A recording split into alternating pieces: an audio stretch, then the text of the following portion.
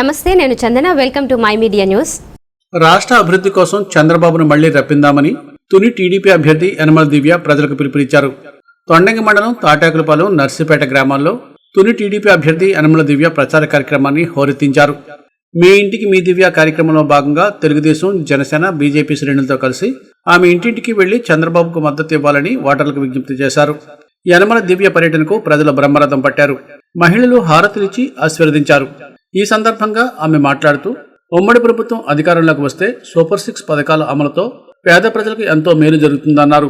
ఈ కార్యక్రమంలో Telugu Desam, BJP, Janasena party నాయకులు, కార్యకర్తలు పెద్ద ఎత్తున పాల్గొన్నారు.